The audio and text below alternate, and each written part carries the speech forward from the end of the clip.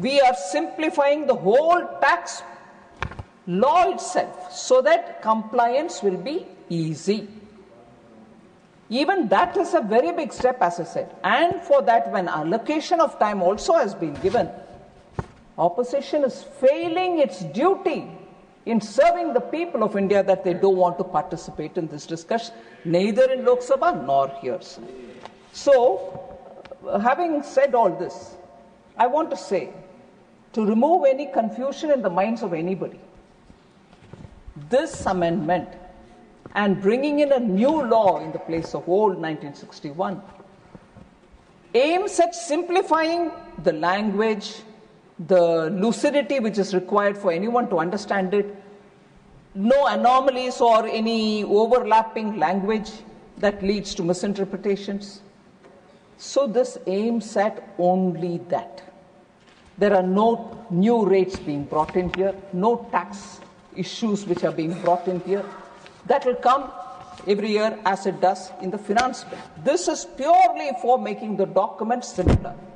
And I must say, sir, like the way we've done today in the insolvency and the bankruptcy code, where we are bringing the next generation of IBC, bigger reform, that also has gone to the select committee. Lok Sabha has had that introduced today and it has been sent to a select committee. Even this act, when it was introduced in February, in July itself I did say that wide consultations will be held. This act, when it was brought in, was sent to a select committee. And I must thank and put on record my gratitude for the extensive work that select committee in the chairmanship of Baijent Panda, MP from Lok Sabha, and his entire team, which consisted of members from all parties represented in the parliament. They all did extensive work, they consulted, they went around the country, they met with experts, domain experts, tax experts, they met with so many people and taken intensive inputs from these people. So, the committee consisted of 31 members from across, as I said, from across the political spectrum. The committee held 36 meetings, engaging extensively with government officials, stakeholders and experts, and received 334 memoranda containing a wealth of valuable inputs and suggestions. So the committee, if we did that many number of person hours, 75,000 person hours from the department, the committee had 36 meetings and took 334 memorandum from the public. Now, after all that, the select committee, in its report, which was submitted to the Lok Sabha Speaker, has put forward 566 recommendations. The intensity and the gravity of the work is what I want to highlight before you, Honorable Deputy Chairman, sir. Of these 566 recommendations, the committee itself agreed to department's view in response. The suggestions came, the department gave its response. The committee agreed for the department's view for about 370 cases. So 566 was the suggestion given. In 370 proposed cases, accepted the clause as was proposed in 370 cases. Further, sir, not going into too much details, but it is so important that I want to give a few information to you. Redundant provisions were removed. Archaic languages were also removed. We have reduced the number of sections which many honorable members spoke about. The total number of sections, sir, were 819 in the 1961 Act. 819 sections. They have now come down to 536 sections. Complete cutting down. And the number of chapters were 47 in the 1961 Act. We have cut it down to 23 only. The number of words, which again many members spoke about it, 5.12 lakh words were there in the 1961 Act.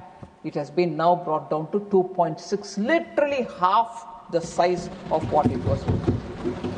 Also, sir, because we are talking of 21st century, people are very used to having a lot of graphs, pictorial depictions, tables and matrix given to them so that they can easily understand things. So people have got used to that.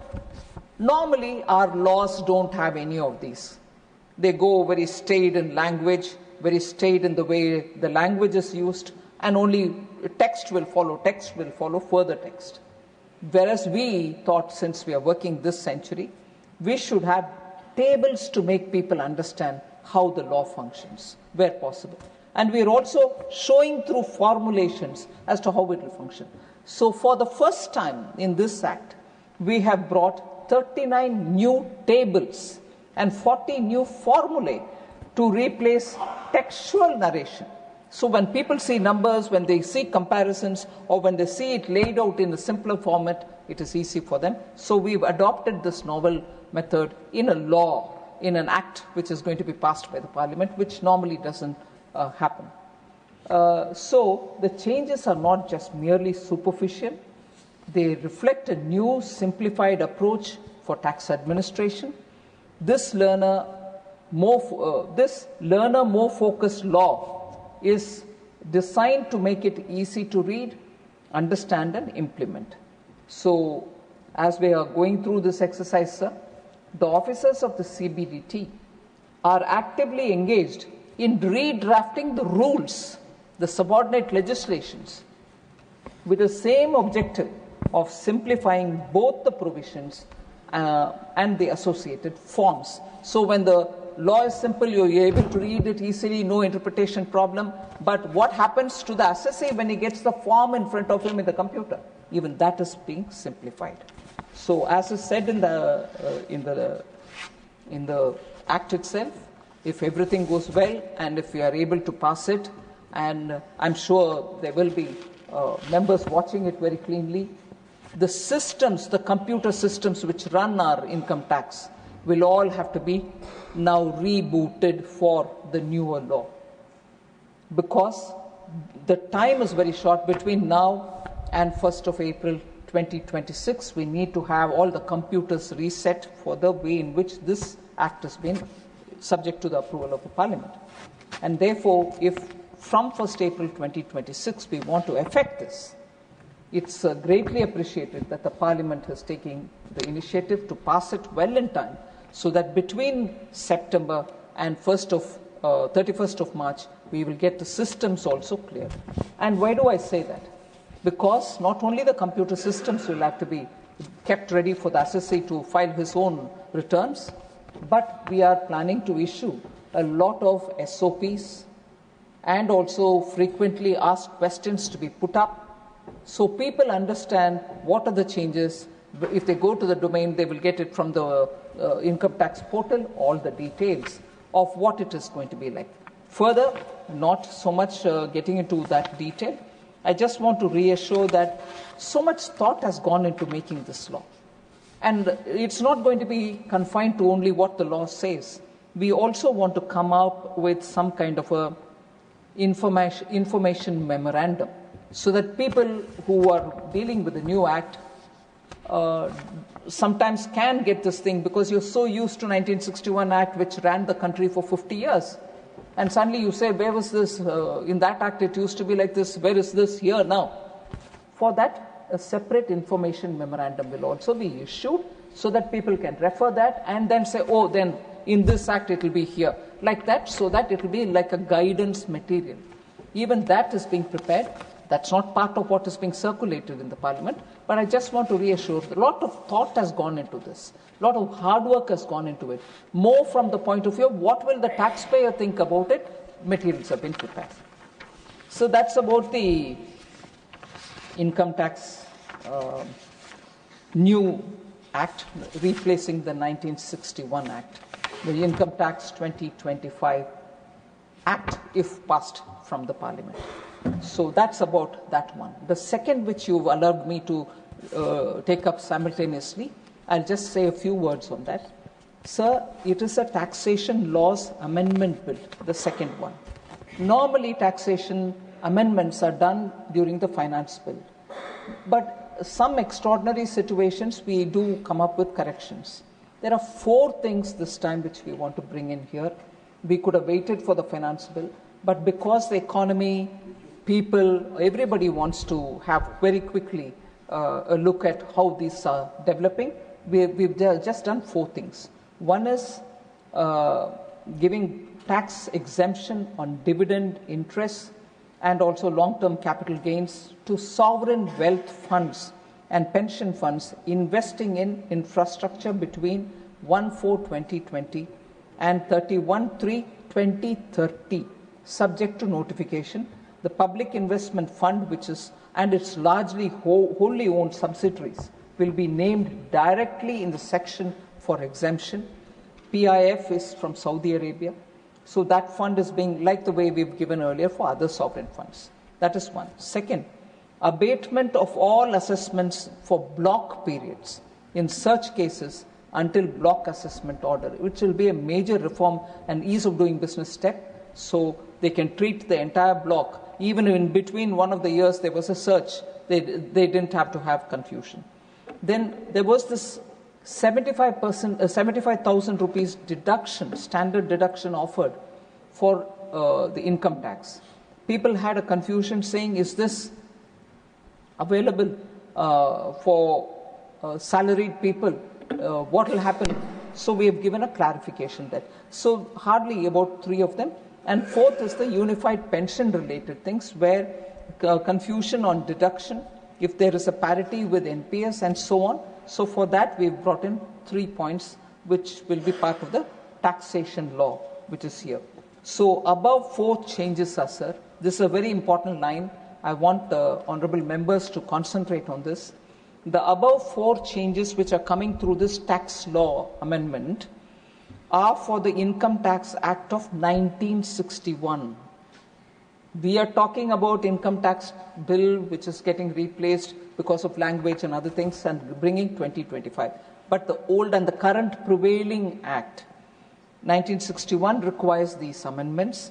But these have also been, this is where I want the attention of the honorable members. So these amendments are coming into the 1961 acts. But these have also been incorporated in the new income tax bill also. So we need not worry about confusion. We have not overlooked any of this. So with these words, sir, I want to submit. Thank you very much for giving me this opportunity to explain.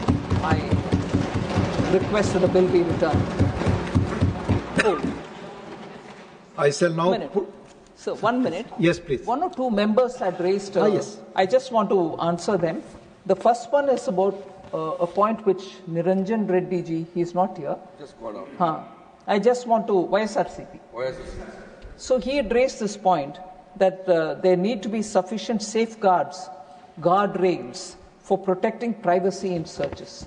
I want to tell the members, sir, search provisions have been rationalized in this bill. These have been done to adequately cover the cases where there could be some technological challenges.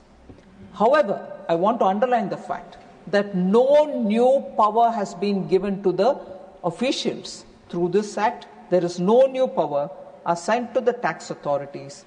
However, to allay the apprehensions, as I said earlier, to allay the apprehensions of honorable member and other taxpayers, CBDT will come out with a SOP as to how to deal with the personal information seized during searches. Because most often when searches happen, the computers are seized, people get panicky, they don't know what to do with it. So there will be an SOP issued for the assessee to know how to deal with such search-related matter. The second point that Niranjan Reddy ji had said, for some kind of appreciation of honest taxpayer, we also give certificates to honest regular taxpayers. I hope he's not missed out on that. I just want to inform him on that.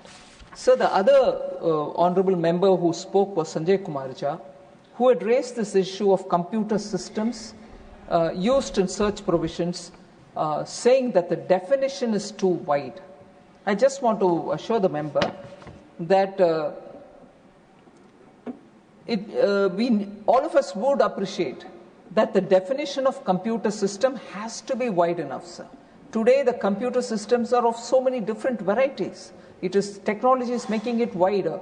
Technology is changing it rapidly. So by keeping it wider, we are giving an option for the taxpayer also that your computer, your technology that you're using is also covered under the definition. Otherwise, normally what happens is they look at the narrow definition and say, hey, you can't touch my computer because this is not defined by you. So we've kept that wider.